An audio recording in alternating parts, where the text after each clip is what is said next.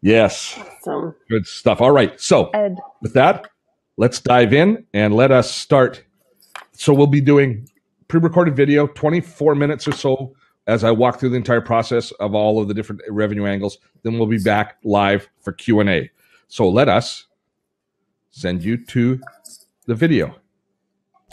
Making money on YouTube. Okay, when I started to rebuild my business from a traditional broadcast world and moved over to the online space, I embarked on a journey to learn how to kind of make my living based on YouTube. So what we're going to cover now is a lot of the experiences that I've had in turning YouTube into a revenue generator for me, and we'll look at both direct and indirect revenue. Now, we'll look very lightly at indirect revenue. That's almost a topic on its own. I think that what we've been promoting today is the concept of direct revenue, things that you can make directly from your YouTube video, places you can make money directly from your YouTube video.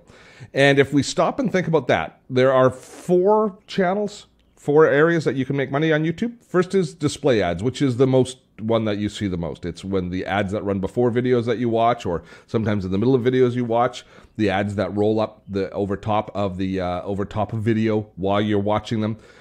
So that is direct revenue from display ads. Then we can also have some subscriptions where you charge people to watch your videos and you turn your channel into a pay-per-view environment.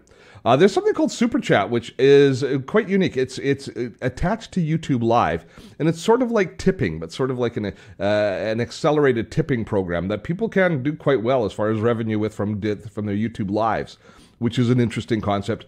And then finally, we'll talk a little bit about crowdfunding, which of course we've talked about a lot in the past here in these webinars, as we use Patreon as one of the main sources for supporting and funding the Dottotech site. So we'll cover all four of those different revenue streams kind of in detail as we go along.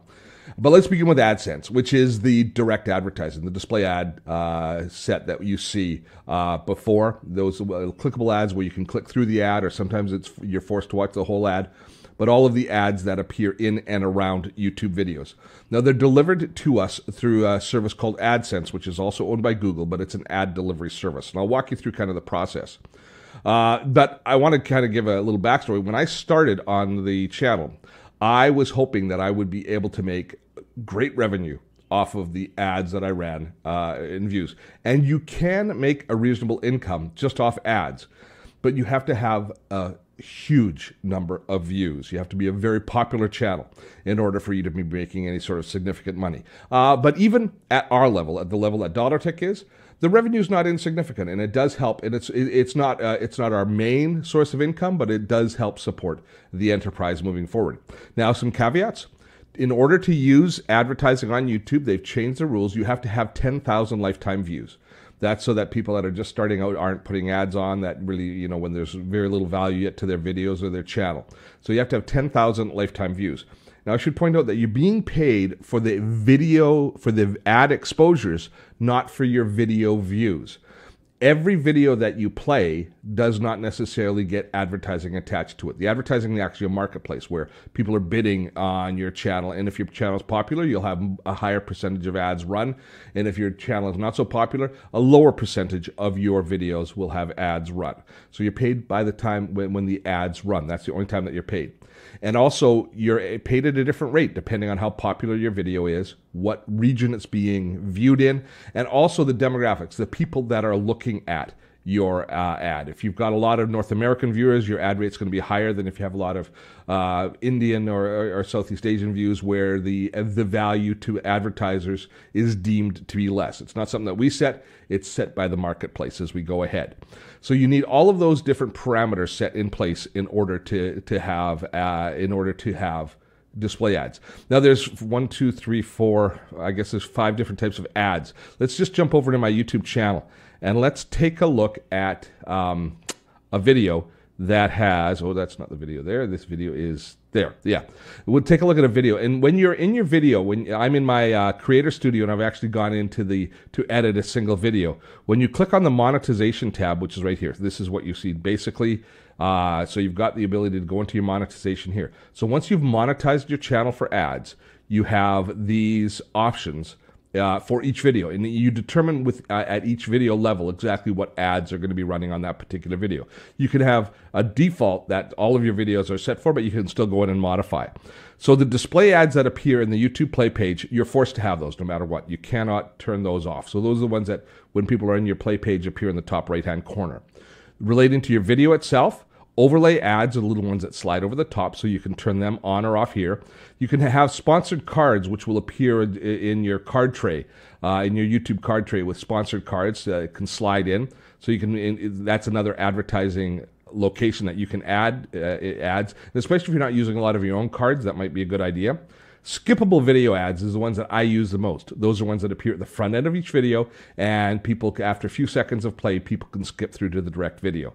And you can also have non-skippable ads.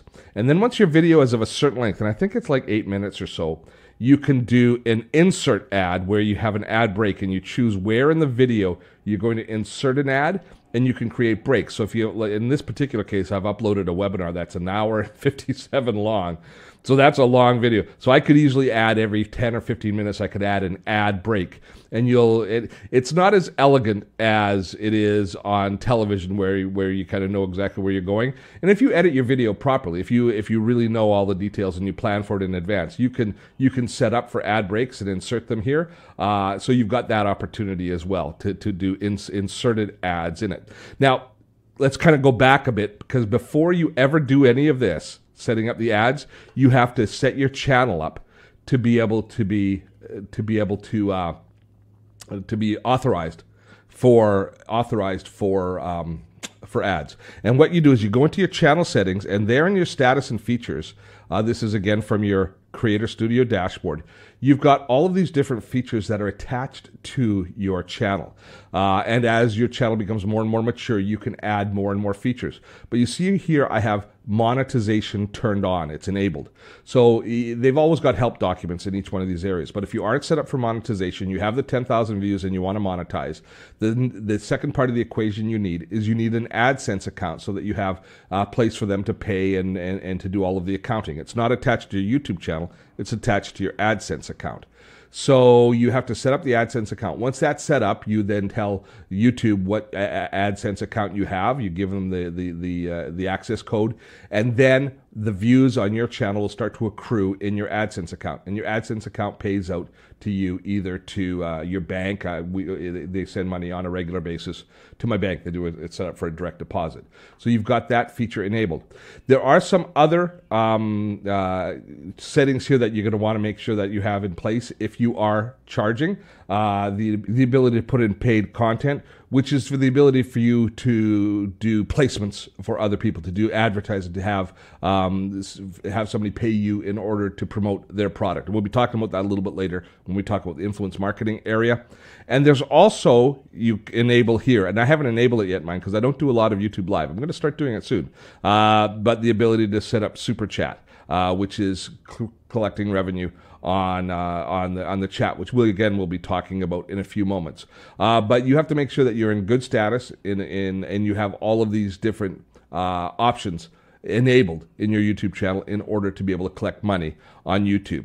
So those are the types of ads that we have. Now, people are always asking, how much money can I earn, Steve? Like, how much do you earn, etc. Well, we're not actually supposed to completely share accurately exactly how much money we earn. It's part of our AdSense agreement. Having said that, people are going to earn based on 1,000 views, and that's what we'll kind of set as a metric, 1,000 views. Average, you can expect to earn between $2,000 and $4,000 per average monetized view. That's not for over 1,000 overall views. That's 1,000 monetized views. But it can be as low as 50 cents per 1,000 views, and it can be as high as $9 or $10 or even $15 per 1,000 views, depending on the marketplace, because AdSense ads are a market-based system.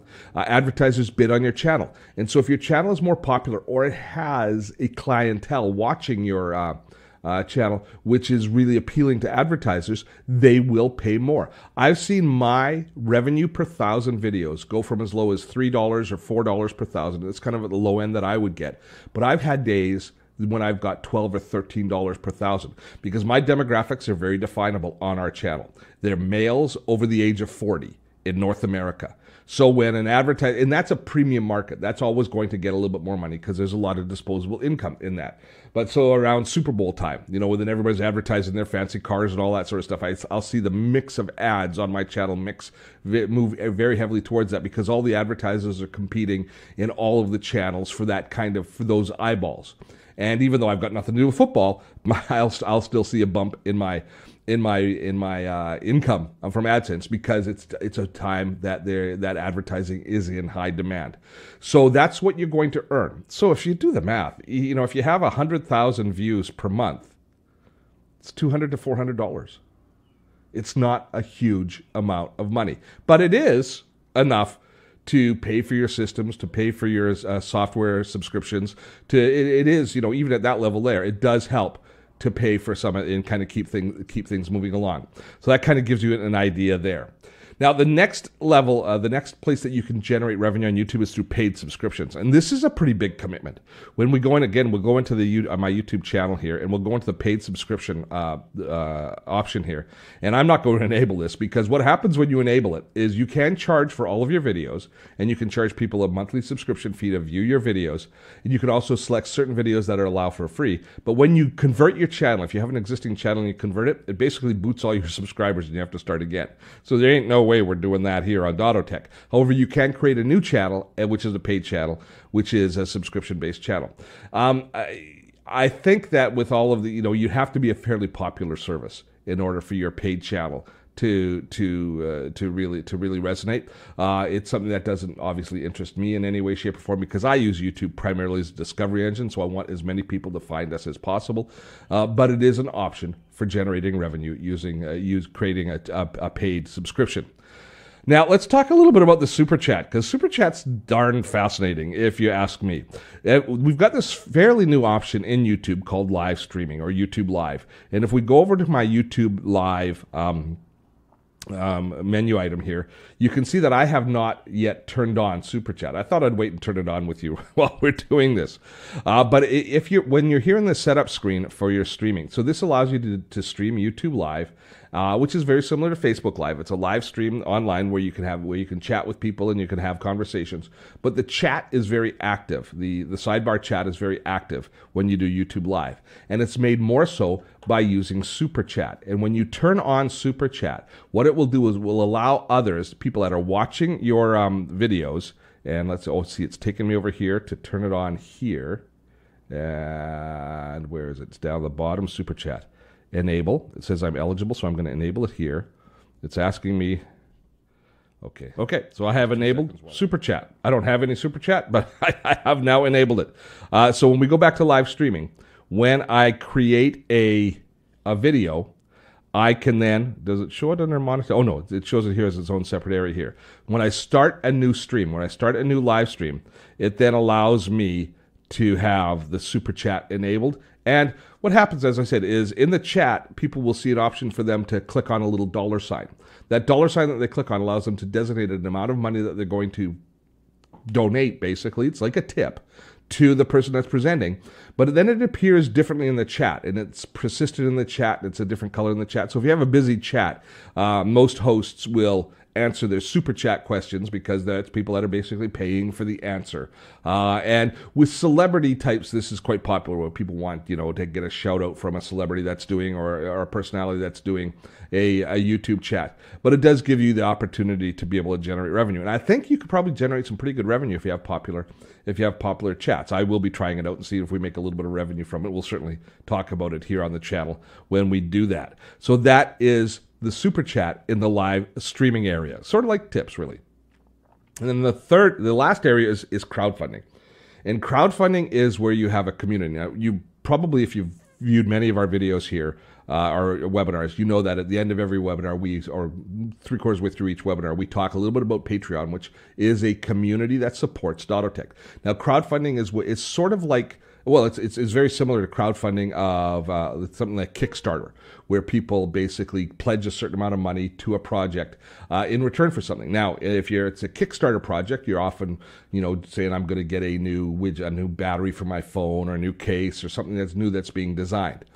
As far as content creators on YouTube go, people are supporting you for you to create ongoing content that they like to consume. So we see a lot of music videos, we see a lot of people that do that kind of stuff, a lot of podcasts, a lot of that type of content, which is serial content that we're constantly turning out, that people basically, it's sort of like having a subscription to it, but it's a slightly different impetus in the fact that they're supporting you for your future work. Now, we do very well with crowdfunding. It makes a huge difference in us keeping our channel on the air, and it especially makes a huge difference for us delivering these sort of live videos that we do, these live trainings that we do, where we're not actually selling any product and making any revenue from the time that we spend here. However, the fact that people are crowdfunding, that people are supporting us on Patreon, means that we have revenue that we can set against this, which helps keep us going so that we can do these sorts of training tutorials. So if that's the space that you're in, setting up for crowdfunding is quite easy to do on YouTube. Now, and how that works is YouTube allows us, if we go back into our channel settings, YouTube allows us in here to do, let me find where it is. It's external annotations, where you can link to external sites. So most people set it up, so these are the links that you put within your YouTube video. So it appears on screen in YouTube during the play of the video. And quite often it appears now in our cards. It used to appear in the annotations area, but now it appears in cards. So I can say to you, sign up for our newsletter here or visit the Dottotech site because the external annotations, I've authorized my personal website, the Dottotech site, which YouTube then says that's totally legit for you to send people to. Then YouTube will also allow us to start sending people to other sites, such as merchant sites, ironically not Amazon, but if you have a site where you're selling t-shirts or other merchandise and you're merchandising, which is another revenue option, it will allow you to send links to send people to that site. They will also allow you to send people to authorized crowdfunding sites. So Patreon is an authorized site. So if you just put in some random site that had no relationship to your business or that is not authorized by YouTube, then they will make that link invalid. They won't allow you to input that link into your YouTube card to make it a clickable link. But because crowdfunding is approved on YouTube, they allow us to then click and link through, if that makes sense. And that really carries forward into the world of merchandising as well. So that's kind of, they're pretty much in the same space. So that's the concept of making money through crowdfunding. The next one is getting into paid placements, which I mentioned, having paid content within your videos.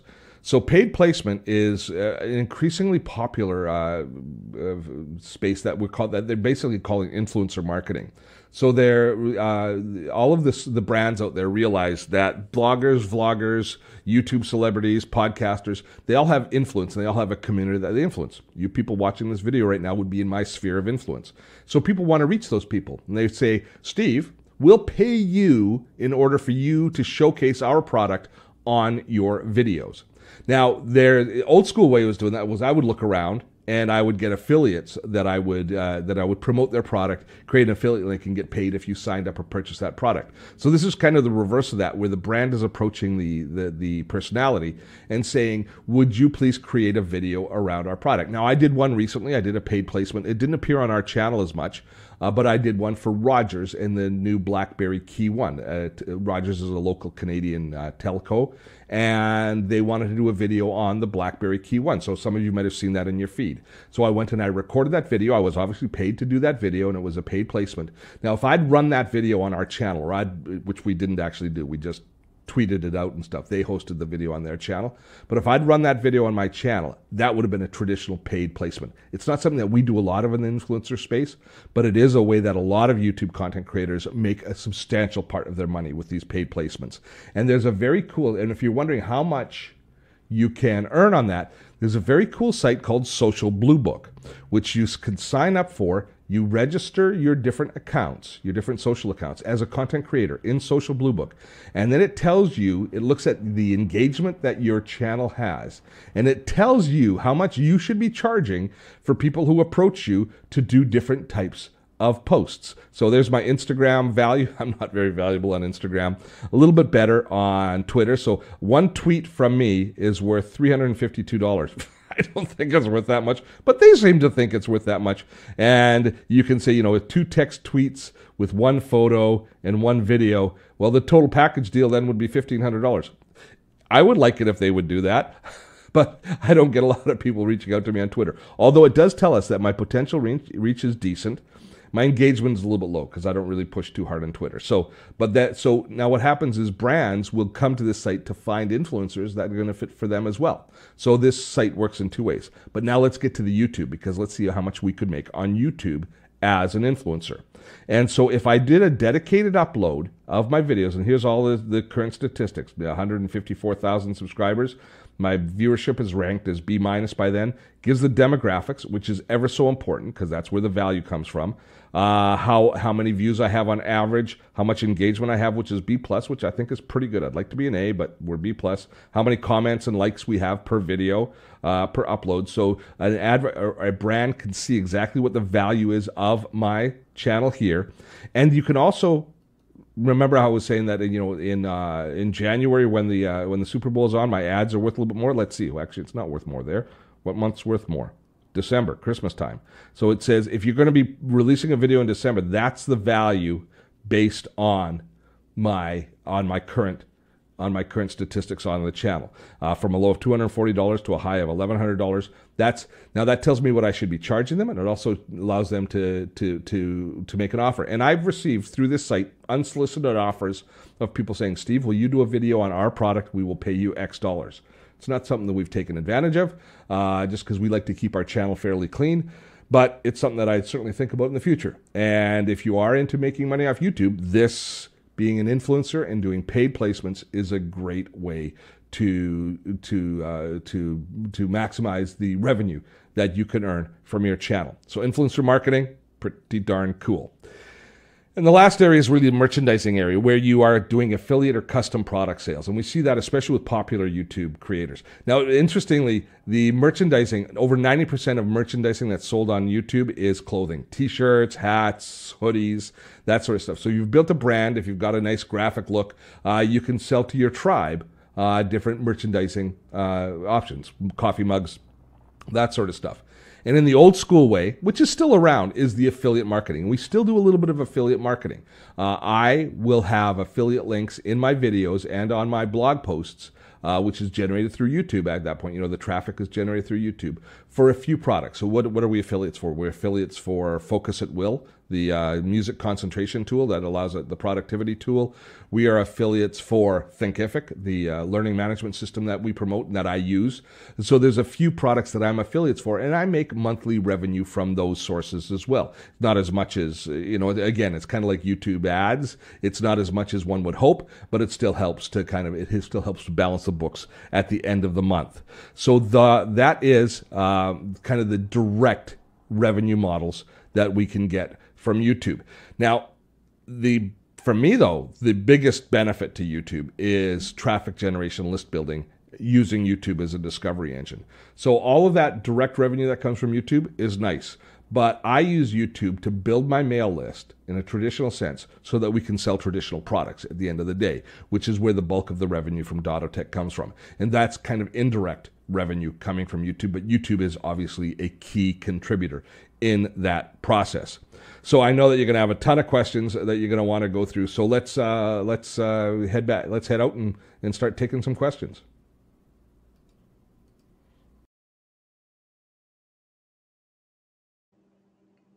So I am back, and if April and Jen turn on their cameras, they'll be back sure as well. So we had some challenges with the video feed. A few of you had issues, but refreshing the browser worked on my system quite well. And some people were able to click play on the video. So the YouTube, because that video was hosted on YouTube, just so you know the mechanism that Demio uses. It was hosted on YouTube. And so the play button actually worked for some people where they click play. I tried that on mine, and I've on a Mac with a Chrome browser. It didn't work, but refreshing the browser worked. And poor Gord had to refresh like 3 times through it. But the audio was feeding the whole time through him, but the video stopped. So that might be a YouTube stream issue with a bandwidth issue there where Gord is. I'm not positive, but there it is. Oh, is that April's dog? No, you always think it's me.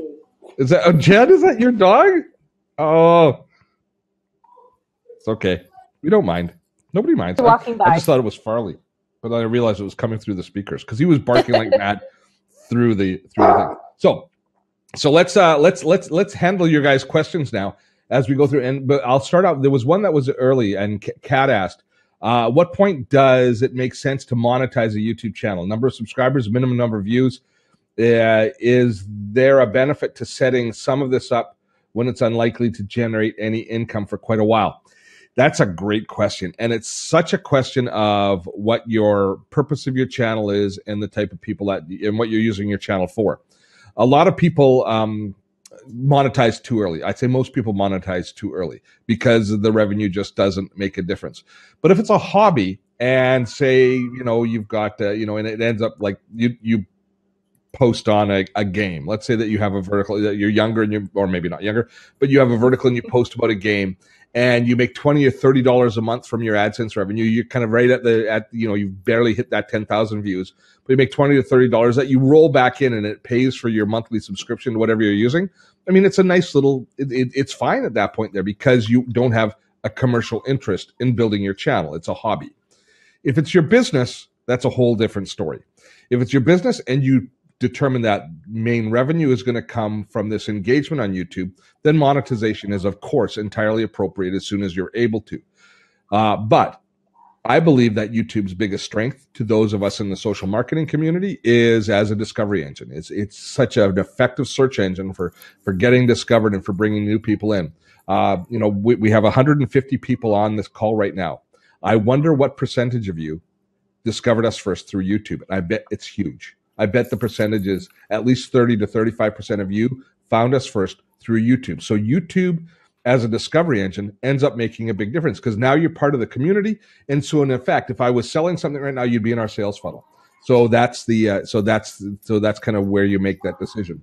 Number of subscribers is a vanity statistic compared to the number of views. YouTube doesn't look at your number of subscribers to determine how good your videos are and what ads are played. They look at how often the videos are played and how many people are looking at them.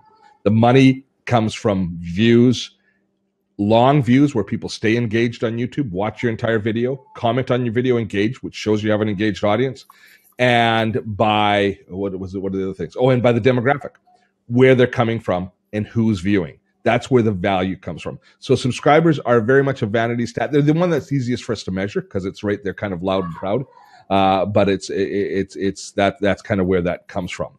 I see a bunch of you already said, me, I found Steve on Tinder. Just kidding. Patrick. I had to read that one first.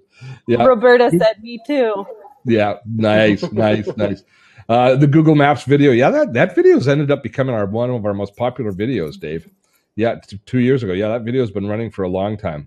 Oh, Wendy watched me on TV back in the day, long before YouTube. Oh, yeah, Tinder. In the internet. Yes, we have that. Before we go on, we should let you know, I usually do this at the very end. Email campaign, Bob said. Okay, this is good.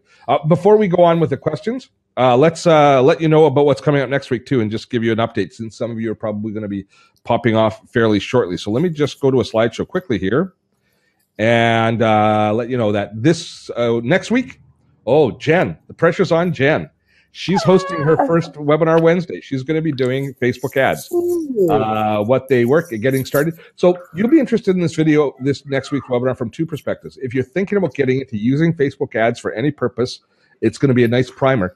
But also, just if you're wondering how Facebook ads work, so you can understand a little bit more how they're coming into your feed and your stream and how you're being manipulated by Facebook through the ads and kind of what they're doing. That's worthwhile as well, because we will be talking about the Facebook pixel and all of those sorts of things and how those ads actually end up appearing in your feed, because there's two sides of that equation. So Jen, have you been working hard on getting ready for it? Yep. She's not yet. She's about to start on yes. it. So no. Jen's yes. I have. Yeah. So I turned to Jen for a lot of help on it. And Facebook ads is a really deep pool. So we're just going to be kind of skimming along on the surface. So it's not going to get too advanced for you, but it's definitely going to give you a great idea. So that's next week. So we'll be sharing the link to sign up for that as soon as we decide what platform we're going to have it in. and then remember, this replay lasts up for 48 hours and then it's done. And once, we've got now, this is our 21st webinar Wednesday that we've recorded. Is that already? 21st already. Yep. So every week we try and give you a new training. And, we've got things on WordPress for social marketing, starting a YouTube channel, Facebook videos. We've got lots of productivity ones. We've just done one on what you do, what happens to your social systems after you die, all of your social networks after you die, and what you should be doing to prepare. So we try and educate our community as much as possible. And the reason that we can do this is we're so well supported through our community at Patreon. And a big part of Dottotech is funded. All of our staff is funded through the support of our community.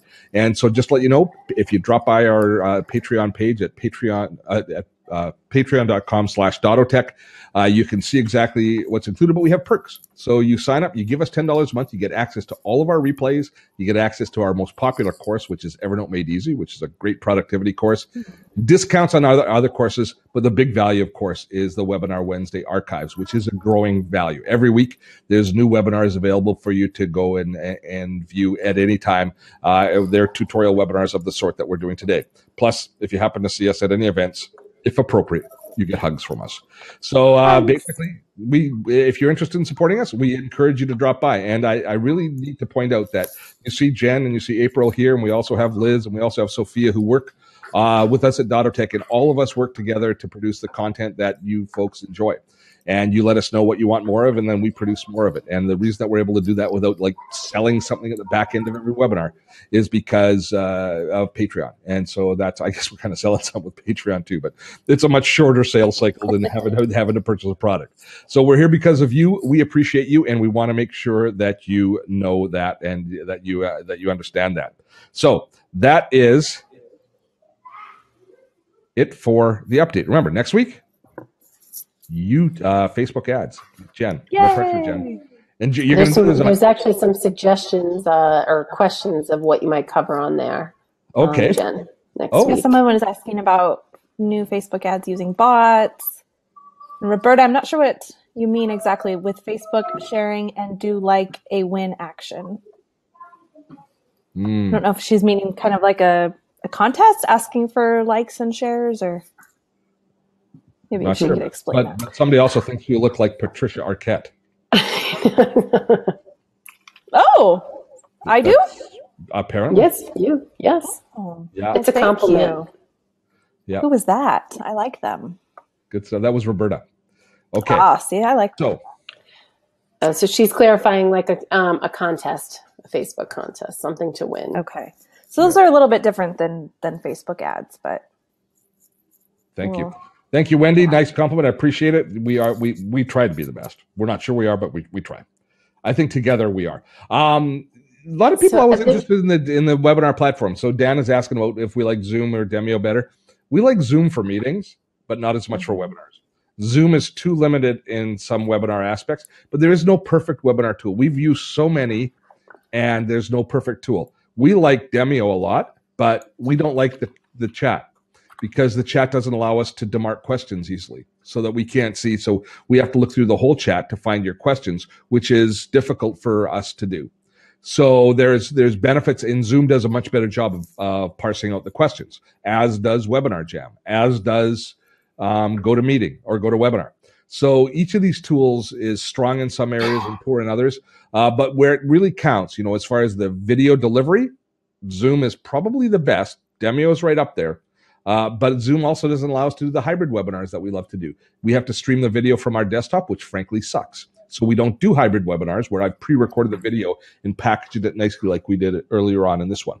So there's no perfect solution, and if we ever find one, boy, we'll be on top of it, and we'll be promoting. I also wanted to let you know, Steve, on the back end, we've got a lot of email about people having issues with the Chrome because it only works in Chrome and not the other browsers. Demio, yeah. So people can't get in, and so like we've had a few people that are at work that don't use Chrome at work. Yeah. So. What good feedback. Yeah. Makes me go, We don't want to cut people out. Yeah, and all of them prefer one browser or another. That's for sure. Okay, good enough. Okay, so do we have any questions about Facebook making money on YouTube? Sorry, we've been talking about YouTube ads. You had answered some in chat. Do you want to answer those live? Would that be helpful? No, the ones that I answered in chat are okay. They were just pretty quick. So Were you guys surprised with how little money you could earn on YouTube? I think the thing is that if you diversify, like you were saying, where you're an affiliate with some other programs, and that's a way to just have some supplemental income, even if it's not huge. I think it helps the cause, especially if you're doing online marketing or working. I mean, why not? You know, we have partnerships with a lot of businesses, but even though it might be a few hundred here, a few hundred there, it adds up over time. It does. Right. But we're also very careful. And I think you should all, if you are, all of you that are building your channel, you should be very careful, because the one thing that you can't repair, or is very difficult to repair, is your reputation online. And I think that we work hard to get people into our community, but as soon as we piss people off for one reason or another, because they think we're promoting a poor product, or we're being overly promotional, or we're spamming them, or we're not delivering valuable content, I think that when you lose a person online, they're lost forever. And you can't get them back, because there's so much opportunity. There's so many options out there for people to follow, for advice, that you just can't get people back. So one of the things I'm most jealous of is our reputation. And consequently, that's really the biggest reason that we don't do a lot more affiliate marketing. Like every YouTube video that I produce, I could do an affiliate link for, and we'd probably make a lot more money as a result. But I realize how hard I have to work to get people to trust us. And I think that you take advantage of that trust if you do that. So we were very choosy about which products we are affiliates for. As a matter of fact, every product that we're an affiliate for, we've received emails from customers complaining where they've had issues, because no product's perfect. But in every case, we've been able to reach out on their behalf to the company. And quite often the company would address it anyways. They've got great customer support, because that's part of what the things we look for. But in the cases where they've slipped through the cracks, we've been able to help our community members out with that vendor as well. And so that's the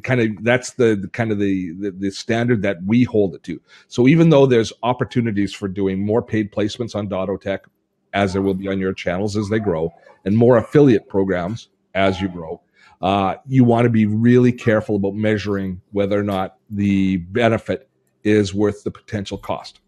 And as I say, the one thing you can't repair is your reputation with an individual. And who knows how far that goes? Who knows what lost opportunity is a result of pushing one community member away.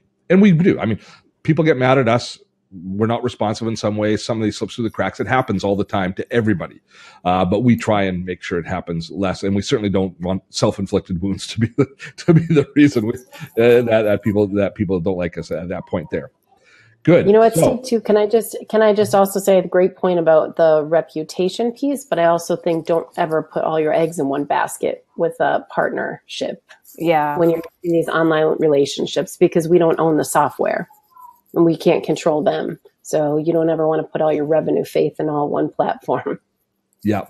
And there's a couple of comments here. Guillaume and Roberta is asking about revenue with 150,000 subscribers. Yeah, the money that we earn on YouTube is typically, between $1,000 and $2,000 a month in real dollars. And that's a lot of money. But for an enterprise of 4 people, it's not a lot of money. Not when you consider the amount of hours that we put into work. But we found ways to leverage it in other areas. And so we use it. So that's why we encourage people to sign up for our newsletter. All of these products that we do, all of these information marketing things that we do with these webinars, they all ultimately will lead to some revenue property. And all of you might not participate, but if I do another course on YouTube, there's a chance that the people that are in this one might be interested in that. Certainly my screencasting course or our webinars course, where we've proven our ability, there's a chance that there'll be revenue downstream on those things. And that's the content marketing thing, is you teach and you teach and you teach and then you sell. And this is a big part of that for us. That's right. Diane says it pays to be a fan of Dottotech. I believe it does as well. I'm not too sure what she's referring to, but I think it does as well. Jorge asks if we've tested Get Response webinars. No, I haven't. I didn't know Get Response had webinars. Do they? Maybe it's something new. I wasn't aware of it. No. I was not aware of that either. So that's something we will look into. Gord says, for affiliate marketing, how do you know whose products to trust? So many are around so many are not around for the long run. And it's one of the things that you're always at risk when you do act as an affiliate for a product. I even have to think about that, George, when was it George that said it? Gord, sorry. I even have to do that when we think about posting a video on a how-to video that we're not even an affiliate for. If I'm not sure about the company, for example, in the password protection area, there's a lot of different companies. And there was one password protection company, LastPass, which I use, which we like, but I was really nervous and I stepped away from it because they got sold and I didn't know what the new company was going to be like. So we started to look at some other options to make sure that we had, that we still had a password manager that we could recommend. And it turned out that the new owners of LastPass have been great. So, we're kind of back on the LastPass bandwagon, but sometimes we have to just kind of make a judgment call. I'm fortunate that I'm able to talk to most of the principals with these companies and with their marketing departments, and I get a sense for where they're going. But if I don't see a revenue model for them downstream, and if I don't see a plan for them, there's a chance that we won't promote them. That happened recently with a series of products for Gmail that we looked at. We did a video on, looked at their customer support, realized it was poor, and we pulled the video because we didn't want to be showing people it anymore. And that's a lost opportunity for them, but it's also lost revenue for us because I spent the time producing the video. It takes me time to prepare. It takes us all time to publish it. But when I looked at how they were handling their customers, we said, no, we can't be promoting this. So that's the whole thing around protecting your reputation, is making sure that you know as best you can. And we all will make mistakes, but hopefully very few, as we go along. And there was, what was that? The guys at Blab. It was, we all loved it, and we were all behind it and supporting it. They just couldn't get their act together. And unfortunately, we all spent a lot of cycles building communities in that area, promoting it, and then they went away. And that was a shame. Okay, still a few people having to refresh occasionally. So Demio, it looks like it's one that we have to refresh if their feed gets interrupted for any reason. That seems to be the standard thing. Dashlane was a disaster for me, Diane. Sometimes they can be, for sure. Dashlane still tried to charge me, even though I had canceled them 4 years ago. Wow. Okay. Yeah, that's not one that we do have a video out about it, but it's not one that we promote or push very hard. Stephen Jen, the other day, sorry, why don't you work with Instagram? Why don't we do more with Instagram? There's so many social platforms, and I know. The main reason why I don't do Instagram is it pisses Sue Zimmerman off that I'm not in it more. She's like, why aren't you? She actually sounds just like that when she's talking to me. Instagram's a great tool, and it's one that we spend a little more time in Facebook, but we spend most of our time in YouTube as far as that goes. And we've really expanded our Twitter presence a lot. And Twitter's driving a lot of traffic to the Dottotech site, so that's why. What email program do I use? Seeing as you pulled away from Gmail, I haven't pulled away from Gmail in any sense at all. No, we pulled away from a Gmail add-on. There was an add-on that I liked. It was called PowerBot. It's a nice tool, but it did some things that I just couldn't. I just was uncomfortable with. So we still use Gmail. It was a Gmail plugin. It was something that we added on to Gmail. Diane, Blab was a bummer. Yeah. That's why she's always so conservative adopting platforms. That's it's the price of being an early adopter.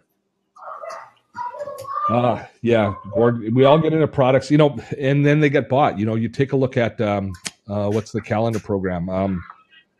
I've lost the name of it. Microsoft bought several programs, and then they've just gotten rid of them. That we've it's getting old. What's this calendar program? Somebody will type it in. But it was a wonderful calendaring app that I used all the time, and it was Sunrise. There it is. Everybody, Sunrise. Sunrise. Yeah. Yes, Sunrise. That was awesome. And then Microsoft bought it, and they just turfed it. They adopted some of the best technology, but that's a tragedy. This isn't about YouTube anymore, guys. We've gotten off track. Well, I was right. I thought we had a fairly vertical market talking about this one topic. So that's good, but it's all good. We don't mind changing channels a little bit and changing track. We still have 117 people in. Good. Okay. Rob, I like your warts and all approach to the things that I present. True. People selling things like software always like to present the product as nearly perfect. But I think most of us quickly find find the warts. And it's nice to know even that Steve has the same sorts of troubles. Absolutely. I always talk about, there's a couple of other aspects which we try and get across, but I always ask people in my talks, in my public talks that I do in my speaking career, I always talk about how I'm a fan of technology. but I think it's self-evident what technology does for us. It's far more relevant what it does to us, and that's all part and parcel of it. And that's what we're always trying to look for. We're always trying to look for the practical side of it, and what's going to work for us, and what areas where we may rely on it that it's going to cost us. Doing webinars the way we do here on Dottotech, using the different platforms, trying to deliver one every week, is a pretty high turnover rate, and we often have little technical disasters. It doesn't always work. And it costs us our reputation in some cases. Some people are quite critical, but I think people that look at it and are true followers recognize that we're willing to kind of take the bruises so that you guys don't have to, as you are getting into using the technology yourself. Those are the sorts of some of the things that we can do that kind of brings it along. Oh, Diane didn't like Sunrise. Okay, well that's fine. Then you're probably happy, Diane. Aren't you the happy one? Do you have any course or video on using YouTube to build your list? Yeah, we've got some courses on growing your YouTube channel and producing it, and all of that relates to growing your list. So there's one that's ideal, which is our YouTube launch sequence. Jen, can you drop that in? Yes. And that's probably the best one. The key to YouTube is getting ranked so that you're discovered in search and taking advantage of the passive, the viral growth that you get from it, as opposed to paying for traffic. It's still YouTube's still the one area where you work your ass off, you produce great content, and you support it, and you'll have viral success. And they aren't going to come back to you like Facebook after you've built a good viral marketplace and charge you to reach that marketplace. YouTube hasn't reached that yet, and I don't know if they will. I don't know if they will turn that corner. Gord says, how do you know when you have enough authority in YouTube to start product reviews to include affiliate offers in your YouTube descriptions without losing your audience? That's a really good question. And I would say that's something that you kind of have to float and trial. If you're engaged with your YouTube audience and talking to them in YouTube chat in the comments area, you should have a good sense of where they are with you. And then you're always going to now. And the one thing I will say, Gord, is if you do it, once you start doing this stuff, you're always going to have some people that are going to tell you off, and you are going to be far more sensitive to the few people who beak away at you than the many, many people who praise you. And so that's one of the things that all online personalities have to come to terms with, is that some people are going to just not like you because you have a beard, because you're old, because whatever reason, because they disagree with you. I had one person that got mad at us and unsubscribed because I never told the world I was Canadian. And then he flamed us because I'm Canadian. And so, at that point, you just kind of got to go, okay, buddy, we just, we're not going to make you very happy. And so you have to have a thick skin. But we tend to obsess on those few as opposed to the many who support us. And that's something that's a good lesson to always kind of come back to. So give it a try. If you're doing it from an erstwhile perspective, if you know that you're doing it for the right reasons, I think that'll resonate through. Okay, why not make Demio usable on Safari? That's a question for the Demio people. Exactly. Yeah, it's very, very true. And Harvey says, ignore the sniper fire. No future in it. Indeed. Trolls are part of the deal. Haters gonna hate, says Mike. I love haters. I don't know how many of you are my Facebook friends, but we have a lot of fun when people are nasty to us on our YouTube comments. We have our comment of the week, and I always have the last word, but we have a lot of fun with that. Do you know how much about the new YouTube Live ranking strategy that some people are marketing? No. Oh, they're teaching you how to rank your videos. So as you publish YouTube Live videos, it's kind of how you're going to be discovered and promoted. Fred, I imagine. I don't know anything about that yet, but it's something that we will be looking into shortly. You're Canadian? Oh, yes, I'm Canadian all the way through. On YouTube, would it be best to stay? He's left us now. On YouTube, would it be best to stick with one category and mix them up? Say, okay, videos on scouting, aviation, etc. Okay, Jeff. If you are a personality, like I am, like Dottotech is a personality, you can then have multiple playlists with your different topics. But if you are kind of behind the scenes and your YouTube channel is about the topic that you're on, like aviation, and you're maybe not even seen on camera, then you're going to want multiple YouTube channels. Does that make sense? I think so. I hope so. Good. Has anybody tried Smart Vault? Diane asked. Nope, haven't checked out Smart Vault. Oh, Angela, Steve, where's that link for the YouTube course? Jen, did you drop that in? Yeah, I'm just finding it. It was kind of. I got it. If not, do you want me to look it up? I have it. if you don't have it. I have it, but I'm not sure if it's the log. When I go to it, it just logs me in automatically, but I don't know if it's because... Yeah, that's because it's in Thinkific. Yeah, it'll log you in automatically. But yeah, if you drop that link in, it'll take them to it. Okay. It's called, yeah. Good. Okay. It's a big one. Demio is running Sweet on Linux. Good to know. Steve, have you ever thought about making money on eBay or Amazon? I've looked at it a little bit, and I actually subscribe to some podcasts, and I'm fascinated by people that do the Amazon stuff. And I look at Amazon now as a social network, the way that these people use it, because it's all about the reviews and all about that kind of stuff. It seems to be a very manufactured process. As a matter of fact, we've been just kicking around amongst the team saying, we should start doing some merchandising ourselves, just so we can learn a little bit more about what it's like to actually do the merchandising. Because right now we're just talking about it from what we see, others doing, as opposed to doing it ourselves. So we've kicked around an idea of a couple things. We're going to dive into it a little bit. I don't think I'll ever be doing Amazon. That involves manufacturing of products and then selling them. In eBay, I've lost the eBay mojo. I don't even look at eBay anymore. I don't know if you folks do or not, but Amazon I do look at and I do buy from. But eBay, I haven't opened my eBay account in 6 years or 7 years. So yeah, I only look for certain things on eBay. Do you still buy anything from it? I do, because we do some big print jobs. I look for printer ink on eBay because a lot of times people don't want it, so I can get a good price. And my father actually just bought a camper off of eBay, and he got a huge deal. Yeah, brand new. He drove to Florida to pick it up. Really? Yeah, he picked, it was a year old, and he's retiring June 30th, and he knew what he wanted. So he sent us this, he's like, I'm getting it off eBay, and it's gorgeous. And he got a killer deal on it, but he had to drive to Florida to get it. Good point.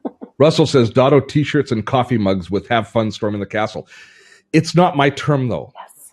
See, I don't know if I can use have fun storming the castle, because it's not mine. I'm referring to... What if we said, the Princess have Bride. a ton of fun? No, it's because that's not the quote. You guys have no appreciation for the importance of that particular quote. Well, what if you use, if it's trademark, if you include the trademark, is that a bad thing? Like, how does that work? I guess it's not trademark. It's not trademark, but there's a propriety to it. Maybe if I do Miracle Max at the end of it, by miracle, if I put the accreditation, that might work. We should look into it.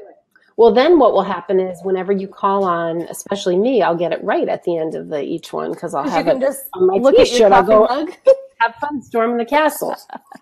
Yes, Andre, it's from The Princess Bride. And Wendy, you are correct. It is the best movie ever. Ask Rob Liner. Rob and I aren't Facebook friends at this point, but I would ask him if I could. Yeah. Okay. See, he said he can Mike is offering to 3D print Steve. That would be awesome. Yes. Believe it or not, I've had that offer before. And did you do it? I don't know. Yeah, I guess we could. That would be fun. But how many 3D bobbleheads of Steve do you think we would actually sell, other than to you? Well, when I get angry with you, I could just flick it. I go, I know, I need one. I'd be like, Steve, you're not listening. And then you'd go, pay no attention to them. Pay no attention to them. Okay. All right. Do you think that we've served our purpose today? Yeah, Andre would definitely put a Steve bobblehead next to my computer. Okay, Mike, send me the information on what it takes to make a Steve bobblehead. Yes. Yes. You know what it's going to look like? It's going to look like that stupid Travelocity gnome. That's the problem. When you look at my face in caricature, you just put a pointy hat on me, and I am the Travelocity gnome. You kind of are. So now I feel like I should draw a picture over your screen there and put a hat. Yes, you can try that. Good stuff. That was my thought. No to the bobblehead. Diane, well, we could always send them. We could always make them a gift. Like, you enter a contest to win a Steve bobblehead. Make it a limited edition thing. There you go. That's it. Okay. Oh, goodness. David spent the last 15 minutes trying to become a patron. Oh, yeah. I sent David, if you want to send me an email to info@dottotech.com and we'll get you connected with them to try to get it through. Yeah, it definitely could look like it. I do this? Just a minute. There we go. Let's see. Oh, you gotta move it. But now you gotta kind of do the stance. Well, Oh, yes! I hope nobody screenshotted that. Okay. AJ's asking. He's hinting for the Steve bobblehead. There we go. Okay. We've kind of got into just entertaining ourselves as opposed to educating our community. So I think it's about time we wrap things up. So it's been great to everybody. Replay will be up soon. Next week, Jen on Facebook ads. You guys have been awesome. Thanks so much for all the encouragement and enjoyed the conversation in the chat. Yes, we could make a bobblehead a perk for patrons too. That's a yeah, or a sticker. Yes, there we go. All right, great. Okay, thanks everybody. Who wants to say goodbye to us? Who wants to say go goodbye? April? Go. Have fun.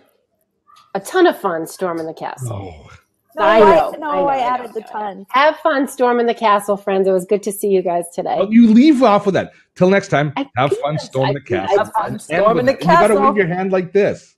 Like this. There you go. Okay. Have fun storming the castle. Have Bye, fun everybody. storming the castle. See you next week. The inflection is wrong.